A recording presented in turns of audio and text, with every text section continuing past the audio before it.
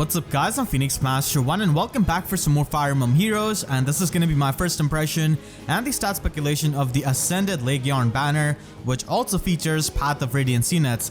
So Volke is finally in the game and I'm just so excited. He's definitely going to be my top priority when I summon on this banner, and they definitely did him justice with his art, his voice lines, and also his kit. So he is a red dagger infantry unit, which is a pretty unique class, and he has got a preferred weapon in Fireman's Hook. So this weapon gives him -1 special cooldown, and it also gives him +5 to all of his stats, and it has got anti-guard built into it. So he's going to be triggering his special no matter what, even if the opponent has got some kind of stance force skill or special fighter, anything like that. He also gets special acceleration on his own attack, so that is going to be making it even easier to trigger his specials with the anti-guard built into his weapon. So obviously this weapon's whole selling point is to make sure that he can trigger lethality, which is already a 2-turn special with time pulse and his weapon. And with the anti-guard effect, he doesn't really care who he's up against, and he can also get the special acceleration. So he's going to be triggering this no matter what. So this is overall a very strong weapon, and he has got lethality as a special. So this is probably going to be dagger exclusive special, similar to how Deadeye is archer exclusive special. So this is basically like a Deadeye for dagger units, but its damage scaling is actually better than Deadeye. So I'll explain what I mean by that. Deadeye is basically going to be scaling up like Glimmer and Astrid skills, so it's a win more special. Basically, if you do more damage, then you can do even more damage with Deadeye as the special. But with lethality, even if you're not doing much damage, you're still going to be able to scale up your damage depending on foe's defense or resistance. So it's kind of similar to Black Luna in that sense, because Black Luna just cuts through opponent's bulk by 80%, and lethality cuts through opponent's bulk by 75%. And it also disables any kind of damage reduction passive skills. Keep in mind that stuff like Ice Mirror or negating Fang, Aegis are not really affected by lethality, so it can not really pierce through those damage reduction specials, but only through the damage reduction skills which are built into the weapons of, units, or as passive skills in slot B like Spurn, Close Call, Dragon Wall, stuff like that. So lethality is definitely better than Deadeye in terms of functionality in my opinion, because a lot of times these kinds of bulky units who have damage reduction are also going to be having higher bulk. So lethality is going to be a bit more useful than Deadeye in terms of how it cuts through the bulk of the opponent, but the problem lies with its high 4 cooldown, and that is going to be the main downfall of lethality, I feel like, because its cooldown is really high. I at least wish it was 3 cooldown like Deadeye.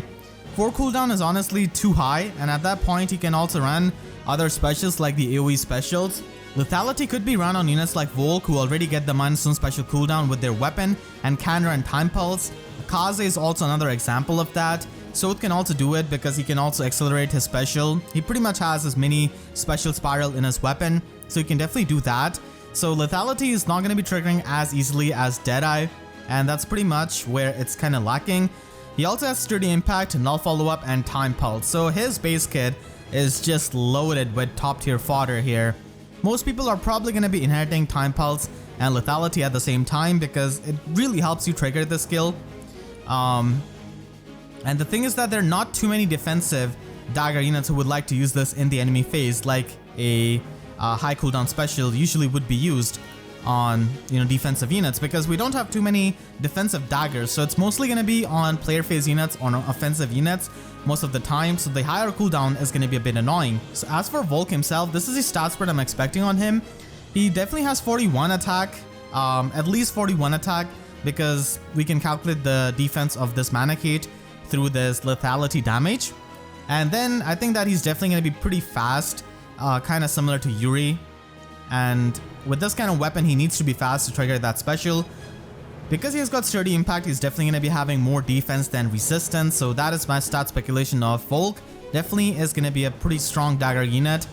And then we have got Astrid as a green bow cavalier.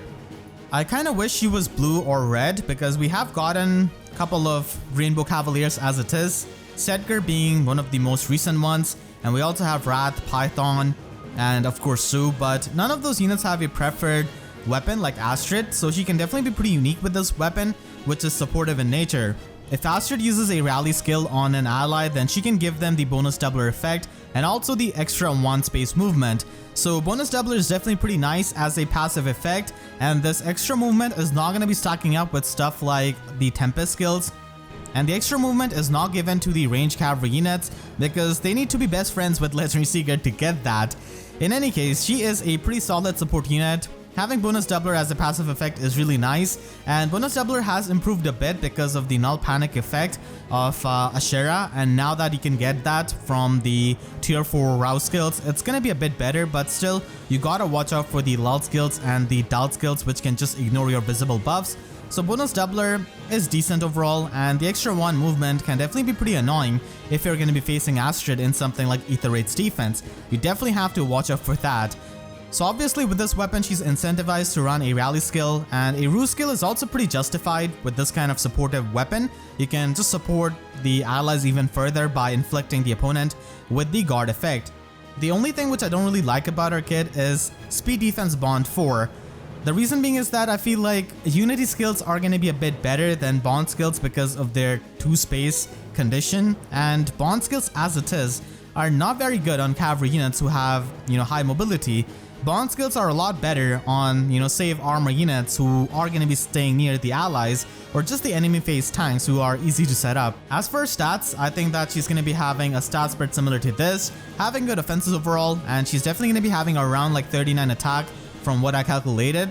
And her bulk is not going to be too high, which is the case with pretty much most of the bow cavaliers. Then we've got Marcia as the demote unit of this banner, so she's going to be the 4-star focus unit of this banner, and then after the banner ends she's going to be in the 3-star 4-star pool.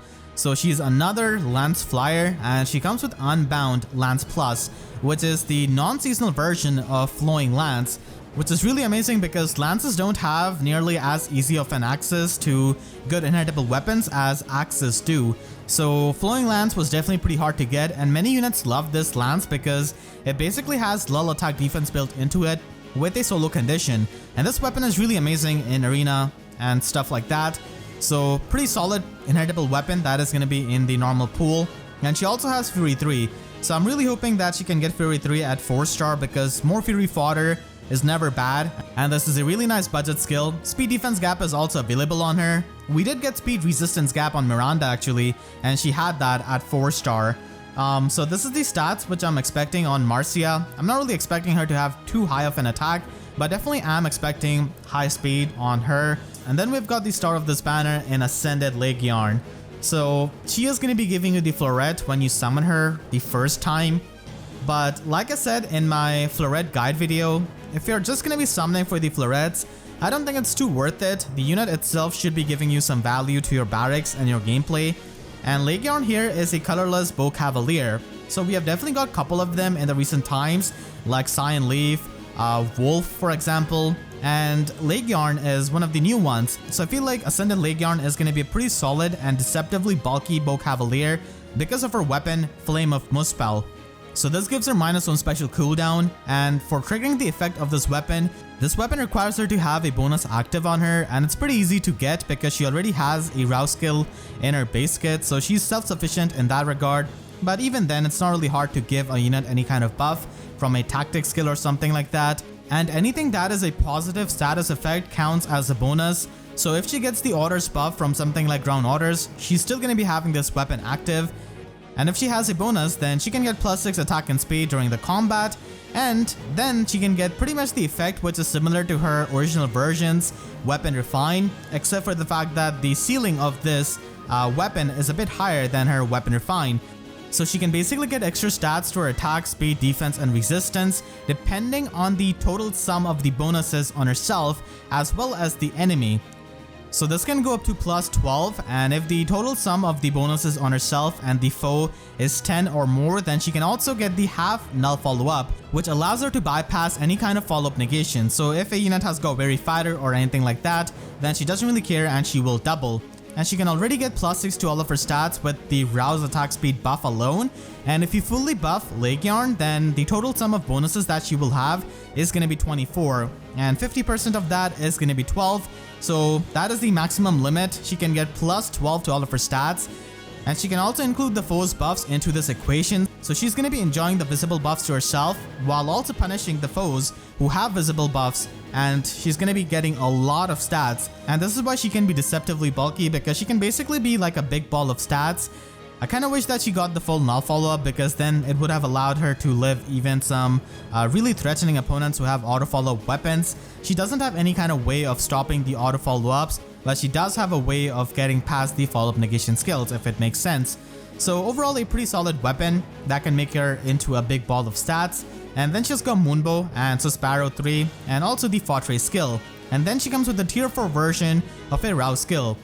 The tier 4 Rouse skills also give you the Null Panic effect, which is really amazing as a bonus effect, just protecting you from the panic effect, which is always amazing when you have a visible buff on yourself, and further makes Laegjarn's preferred weapon a bit more solid. I'm also looking forward to the tier 4 versions of the Oath skills, to be honest, and we already have the stat spread of Laegjarn because she did move after the combat.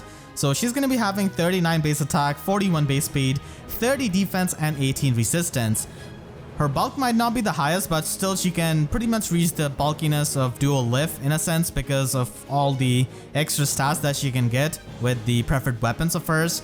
If you've used the original Laegjarn, then you know what I'm talking about and how she can be really deceptively bulky. Because of the partial null follow-up that she has in her weapon, she can also run Windsweep and Slot B and can be really annoying to a lot of the far save armor units, except for Ascended Fiorm, her friend, because Ascended Fiorm just has null counter disrupt in her weapon, so she doesn't really mind facing Windsweep Ascended Laegjarn. So the matchup against Ascended Fiorm is not going to be the best for Laegjarn over here, but we'll have to see when she actually comes out. But it's not looking too promising to me personally, because Fiorm has got the guard effect, the ice mirror, the null counter disrupt, so I mean she functions really well as a far save tank.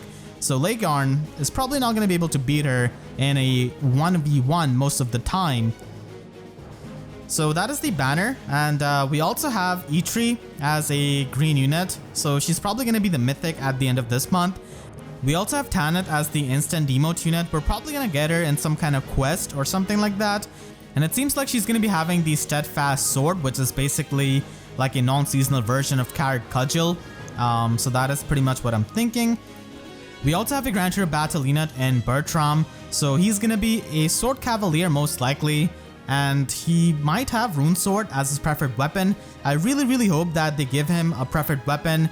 His design is really badass, and I think that they could definitely make him into an interesting Sword Cavalier, similar to how they made Petrine into a pretty interesting, Lance Cavalier. Rune Sword is going to be giving him some kind of self-healing, I'm guessing, similar to how Rune Axe of Narcian functions. So really looking forward to that.